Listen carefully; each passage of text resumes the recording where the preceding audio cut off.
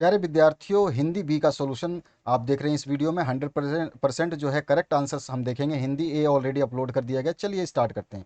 आपको दिया गया है यहाँ पे एक संगीत के बारे में जो है पूरा का पूरा पैसेज। इसको पढ़ने के बाद में आपको प्रश्न को उत्तर देने थे। तो पहले क्वेश्चन से स्टार्ट करते हैं।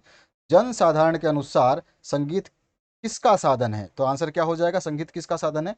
तो ये मनोरंजन का साधन है जन साधारण के अनुसार। उसके बाद में भजन पूजा में कविताएं एवं छंद किसके गुणगान की चीज हैं? तो क्या आंसर आ जाएगा? वो भगवान के गुणगान की चीज है। संगीत मनुष्य के अतिरिक्त किसकी भावनाओं को प्रेरित करने में सक्षम है? तो क्या आंसर आ जाएगा इसका? पशु पक्षी। इसके बाद में नेक्स्ट जो क्वेश्चन है, संगीत से मनुष्य की कौन सी भावनाएं झंकृत होती हैं? तो यहाँ पे क्या आ जाएगा आंसर? आंसर आ जाएगा कोमल होती हैं। ठीक है। इसके बाद में नेक्स्ट जो आपका पूछा गया है क्वेश्चन, इस गद्यांश के लिए उपयुक्त शीर्षक आपको बताना है। तो संगीत का महत्व जो है इसका उपयुक्त शीर्षक है। 4 नंबर सही है इसका आंसर। इसके बाद आते हैं एक और आपके सामने सामने कोहरा घना है। इसमें 6 से लेकर 10 प्रश्नों तक के उत्तर देने हैं। तो चलिए पहले प्रश्न से देखते हैं। कोहरा किसका प्रतीक है? तो कोहरा जो है ये आपका निराशा का प्रतीक है। चौथा ऑप्शन करेक्ट हो जाएगा। इसके बाद में 7वां क्वेश्चन, सूरज किसका प्रतीक है? तो आंसर हो जाएगा आपका सर्वशक्ति संपन्नता का। पहला ऑप्शन करेक्ट हो जाएगा। इसके बाद है 8वां क्वेश्चन, पद्यांश में अमावस किसका घोतक है? तो क्या आंसर आ जाएगा इसमें? घनघोर निराशा का। फर्स्ट ऑप्शन जो है इसका करेक्ट हो जाएगा। इसके बाद में मुट्ठियों में जुगनू दबाना का आशय क्या है? तो इसका आंसर हो जाएगा आपका अपनी शक्तियों को उभरने ना देना। फर्स्ट ऑप्शन जो है इसका करेक्ट है। इसके बाद है यह कविता क्या प्रेरणा देती है? तो आंसर हो जाएगा इसका शक्ति भर जीने की। तो थर्ड ऑप्शन जो है इसका करेक्ट हो जाएगा। इसके बाद में है निराशा शब्द में किस उपसर्ग का प्रयोग किया गया है? तो आंसर हो जाएगा निर। ठीक है, हलंत वाला निर, नी नहीं, नी, और जो हलंत वाला नी निर है ना, ये दूसरा ऑप्शन। इसके बाद में है आपका साहसिक शब्द में किस प्रत्यय का प्रयोग किया गया है? तो यहाँ पर जो है थर्ड ऑप्शन इसका करेक्ट हो जाएगा, एक प्रत्यय का प्रयोग किया गया है। इसके बाद में है आपका पीताम्बर का सही संधि विच्छेद है। तो आंसर हो जाएगा पित्त प्लस अंबर। चौथा ऑप्शन जो है इसका करेक्ट हो जाएगा। इसके बाद में नेक्स्ट जो क्वेश्चन है, स्वागत शब्द में कौन सी संधि है? तो आंसर आ जाएगा यण संधि। तीसरा ऑप्शन करेक्ट हो जाएगा। इसके बाद में है आपका संधि के कितने भेद हैं? तो क्या आंसर हो जाएगा? संधि के 3 भेद हैं।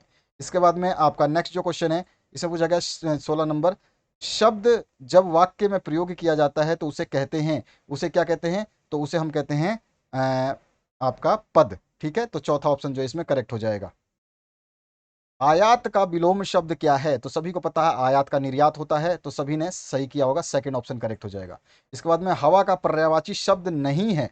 तो देखिए आपका हवा का पर्यायवाची शब्द जो है सलील नहीं है। ठीक है, सलील नहीं है, ध्यान रखना।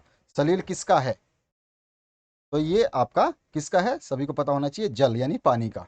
तो यहाँ पर आंसर क्या होगा? हवा का जो है आपका नहीं है, पूछा है, शब्द नहीं है। तो ये आपका दूसरा ऑप्शन सही होगा। इसके बाद में आपका नेक्स्ट जो है 19 से 23 तक के प्रश्नों को यहाँ पर जो है ये 2 लाइनें दी गई हैं। पोथी पढ़ी पढ़ी जगमुआ पंडित भया कोई न कोई, और एक ही आशिर पीव का पढ़े सुपंडित होई।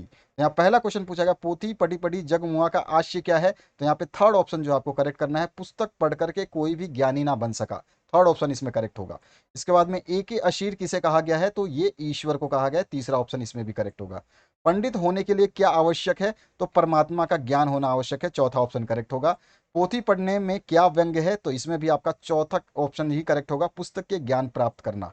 इसके बाद में है आपका 23 नंबर क्वेश्चन, इस साखी में कवि क्या कहना चाहते हैं? तो क्या आंसर हो जाएगा? आंसर हो जाएगा ज्ञानी बनने के लिए परमात्मा का बोध आवश्यक है। तीसरा ऑप्शन जो है करेक्ट हो जाएगा। इसके बाद में है मनुष्यता पाठ में मनुष्य मात्र बंधु है का आशय है। तो यहाँ पे जो है मनुष्यता पाठ के आधार पे आपको बताना है। तो जो है सभी मनुष्य तुम्हारे बंधु हैं। थर्ड ऑप्शन जो है इसमें करेक्ट हो जाएगा। इसके बाद में नेक्स्ट जो क्वेश्चन है, इसमें पूछा गया पर्वत प्रदेश में पावस कविता में पर्वत की आंखें किन्हें कहा गया है? तो ये फूलों को कहा गया है। सेकंड ऑप्शन करेक्ट होगा। इसके बाद में पर्वत अपना आकार कहाँ देख रहे हैं? तो आंसर हो जाएगा इसका ताल में। तो यहाँ पे 26 का आंसर होगा चौथा। इसके बाद में 27 नंबर है, दधीची ने कौन सा महान कार्य किया था? तो अपने शरीर की हड्डियों का दान किया था। फर्स्ट ऑप्शन करेक्ट हो जाएगा। इसके बाद में है 28 नंबर, उदार मनुष्य के लिए जीता है। तो उदार मनुष्य किसके लिए जीता है? तो उदार मनुष्य जो है परोपकार के लिए जीता है। थर्ड ऑप्शन इसमें करेक्ट हो जाएगा।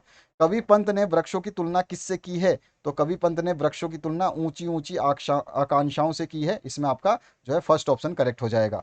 इसके बाद में नेक्स्ट जो है आपका, कबूतर को बचाने के लिए अपना मांस किसने दिया था? तो ये उनिशर उशीनर के राजा शिवी ने दिया था। थर्ड ऑप्शन जो है इसका करेक्ट हो जाएगा।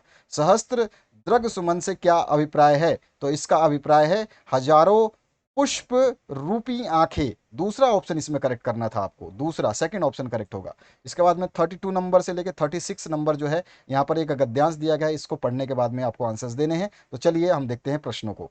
इसमें प्रश्न नंबर 32 पूछा गया, प्रस्तुत गद्यांश के लेखक कौन है? तो क्या आंसर हो जाएगा? प्रेमचंद। इसके बाद में है छोटा भाई आंसू क्यों बहाने लगता था? तो आंसर हो जाएगा बड़े भाई के डांट फटकार और लताड़ सुनकर के। सेकंड ऑप्शन, फर्स्ट ऑप्शन जो है आपका करेक्ट हो जाएगा। इसके बाद में 34 नंबर आंसर है, टाइम टेबल क्यों बनाता था? तो आंसर हो जाएगा टाइम टेबल में खेल कूद का समय नहीं होता था। तो सेकंड ऑप्शन जो है करेक्ट हो जाएगा। इसके बाद में आपका गद्यांश में आए मुहावरे जिगर के टुकड़े होना का अर्थ है। तो इस गद्यांश में आया हुआ तो उसका बहुत कष्ट होना। ठीक है।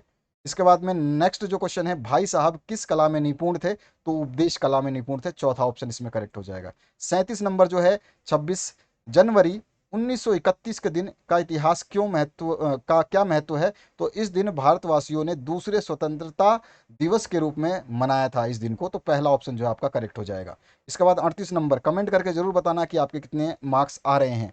38 नंबर जो है, सुभाष बाबू के जुलूस में स्त्रियों ने क्या योगदान दिया या सहयोग दिया? तो इसमें सारे सहयोग दिए थे, सारे कथन सही हैं, तो इसमें से सभी चौथा ऑप्शन करेक्ट हो जाएगा। 39 नंबर है, सुभाष बाबू के जुलूस का भार किस पर था? तो आंसर आ जाएगा पूर्णोदास पर। थर्ड ऑप्शन जो है इसमें करेक्ट हो जाएगा। और 40वां और अंतिम प्रश्न, कमेंट सेक्शन में जरूर बताएं कि आपने 40 में से 40 हासिल करें या नहीं। सुभाष बाबू के जुलूस को कहाँ रोका गया था? तो चौरंगी चौक पर रोका गया था। तो चौथा ऑप्शन जो इसका करेक्ट हो जाएगा। तो ये था आपका हिंदी बी का सोल्यूशन। इससे पहले हिंदी ए का कर दिया गया है, और आपके लिए साइंस का वीडियो ऑलरेडी है हिंदी और इंग्लिश वर्जन में प्रोवाइड कर दिया गया है। सारे सेट्स और इंपॉर्टेंट क्वेश्चंस की सीरीज जल्द ही आपके सामने आने वाली है। Thank you very much, have a good day.